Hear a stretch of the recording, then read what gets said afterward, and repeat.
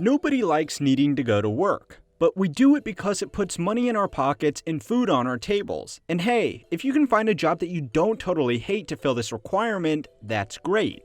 But what about jobs that you aren't paid for at all? Unpaid internships rightfully attract a fair bit of scrutiny in modern corporate America. Many say that these roles effectively amount to slave labor, where scummy companies are able to take advantage of free workers to do the menial tasks that they would have otherwise had to employ an office secretary for. Even the best unpaid internship programs at high-end technology companies have their critics, for some pretty valid reasons. And on the surface, this looks pretty cut and dry. A worker should get an honest compensation for an honest day's work. That's just fair. But what if that compensation didn't come in the form of a paycheck? Well, it's time to learn how money works by defending the indefensible and looking at how unpaid internships, of all things, could actually be the answer to a lot of the problems facing our modern workforce. The Defending the Indefensible series is always a bit on the controversial side, but thankfully it is made possible for everybody by this channel's premium members and amazing supporters on Patreon. Standard disclaimer, this video is all about playing devil's advocate and trying to understand an issue by exploring the argument from both sides of the coin. Moving along, there are really big advantages that these roles can offer that work to benefit not only the companies offering the roles, but also entire industries, and most importantly, the young professionals that will be doing these jobs. Knowledge of industry standards that is up to date and relevant, building a contact network with a group of peers and employers, and offering a risk-free way to candidates to prove their worth to an employer while also being an obligation-free way to try out a company. So let's start off with that networking point. How often have you heard the phrase, "It's not what you know, it's who you know"? As in, jobs tend to go to people who already have some kind of connection to a workplace over someone who might technically be more qualified or proficient in a role. This is normally seen as a bad thing. People will conjure up images of the founder and CEO's useless son being given a VP role and completely fucking it up for everybody in his department, and certainly that is bad, but it doesn't need to be. A lot of roles, even in non-family institutions, will still be given to people with contacts. It doesn't always guarantee them a role, but it can guarantee them an interview. If a company is advertising for a mid-level role and someone within the business recommends an old colleague to the hiring manager, the standard response will almost always be, "Yeah, sure. Get me the resume and I will set up an interview."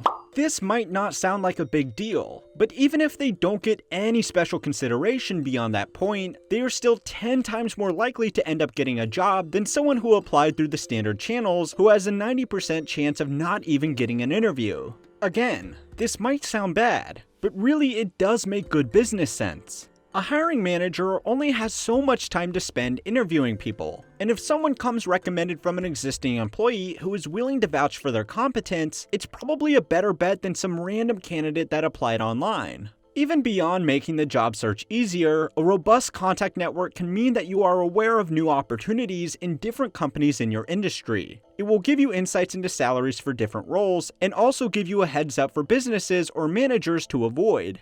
The best way to start building this contact network is to start working, and start working in a role where you'll be amongst lots of peers with a similar career outlook to your own. An entry-level position could work, but internships could be far better in a number of ways. In an entry-level job, you are normally going to be working on a narrow set of tasks as a junior member of an already established team. In a good unpaid internship, you will normally be placed in a large team with lots of interns and slowly be moved through lots of different roles in the business. This means more chances to meet more managers, aka potential employers. But most importantly, it means you will almost be forced to form professional relationships with a group of people who are going to be spending the rest of your career working with. An entry-level role is also going to place less emphasis on training with more of a focus on doing what you are already paid to do, whereas in most countries, there are actually laws that mandate that unpaid interns need to be gaining skills in their role, and not exclusively being used to grab the coffee. Some countries even forbid interns from being used in any type of productive capacity at all, meaning their time with the business must be spent on learning new roles exclusively. Obviously, check locally before applying, your mileage may vary. There is one other big thing as well. An entry-level job will be a lot harder to get. An unpaid internship does not carry the same kind of legal employer-employee requirements that comes with even a junior-level employee. Beyond that, most companies are not going to make unpaid interns essential staff. This means that the selection process can be much more accepting of applicants they aren't necessarily sure about. Showing a willingness to prove yourself in a role that pays in nothing but experience and connections is going to open a lot more doors than the millions of people all looking for entry-level jobs every year. So far, you might be thinking that I have only looked at reasons that you should consider getting an unpaid internship rather than why these questionable roles should exist at all. Fair enough, let's look at that. To do that, I want to ask a question to those of you watching who are lucky enough to have a job that does actually pay you money. How many of your day-to-day tasks did you learn to do at school or at college? Probably very few, right? Almost everything was learnt on the job. Everything from advanced corporate processes down to client management is going to be learnt by doing. I would assume that unless you want to be a doctor, lawyer, career academic, or engineer, you are going to learn more applicable skills spending 6 months in a corporate office than you would spending 4 years at a college. This isn't to jump onto the bandwagon of knocking higher education. It can still play an incredibly important part in getting people ready for certain roles, but it just doesn't create job-ready applicants by itself, and it's not necessarily even meant to. How many times have you asked someone what they are studying at college only to follow that question up by asking what job they want to get with that degree? Most college courses are not designed with a specific job in mind. They are a more diverse demonstration of general aptitude. It's probably worth disclosing that I myself went to a college and then went through an unpaid internship program. I studied finance at college and I did quite well. I could have probably gone straight out and found a job, but it would be as a junior employee at a bank or a financial analyst at some corporation. Not a bad position by any means, but by spending an extra 3 months doing an unpaid internship, I was able to get an analyst role at an investment bank where my salary, benefits, and career progression opportunities were significantly improved. I realize that this is a best case scenario, but by the end of my first year, I had still taken home more money going through 3 months without pay than I would have by going straight into an entry-level role. In fact, the fact that unpaid internships can give employees such a head start in their careers is counterintuitively one of the biggest problems a lot of critics have with these programs. Working 40 hours a week for no money might not sound like a luxury, but to some people it really is. Most people simply cannot afford to stop working, and even if spending 3 months as an intern would give them life-changing career prospects in the long term, it would put them out on the streets right now.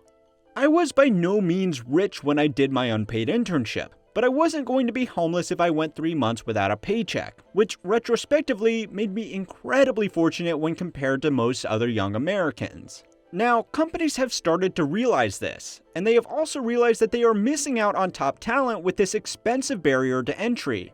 In response, a lot of companies have started offering paid internships. This trend started with tech companies, which are now often paying their interns over 6 figures for their time. But the generosity has even started to trickle down to historically tight-fisted organizations like investment banks and asset management firms. Now this sounds great, problem solved, right? Wrong. The problem is that these paid internships aren't really internships as much as they are trial jobs. And with that, they bring the same barriers to entry as a normal entry-level job without any of the security. Am I saying that these companies are bad for paying their interns? No, of course I'm not. I am saying that these paid internship programs are just not the foot in the door that they would have otherwise been if it were not for the money involved. A great solution would be to open up the same financial assistance available to college students and extend that to people wanting to do internships. It means that less financially secure potential interns can go in and access all the same benefits as their financially stable peers. If you wanted to be really generous, you could mandate that only employers that retained a certain percentage of these interns as actual employees would remain eligible for this type of student funding.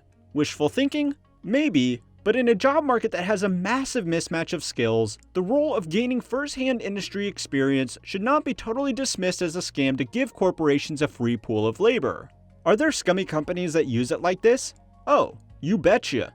But these programs really do offer an easy way for even average students to quickly gain the skills they need to go into an interview and tick all of the boxes. It's an investment, just one that you make with your time. No different to how college or trade school is an investment of time and money. like all investments, you should consider your options carefully. Make sure you are investing in the right fields. Make sure you are investing in the right company. But if you do this successfully, it might be the best investment you ever make. Now, if you decide that you couldn't be bothered with this corporate career bullshit and would rather get an average paying job with an average salary, you might be onto something. Many reports have argued that more money doesn't bring you any more happiness past about $75,000 per year. The problem is, these reports are wrong, or at the very least, massively misinterpreted. Go watch my video on how more money does actually buy you more happiness to find out why. And again, I want to say a very special thank you to all of my new patrons and channel members who are continuing to make it possible for everybody to learn how money works.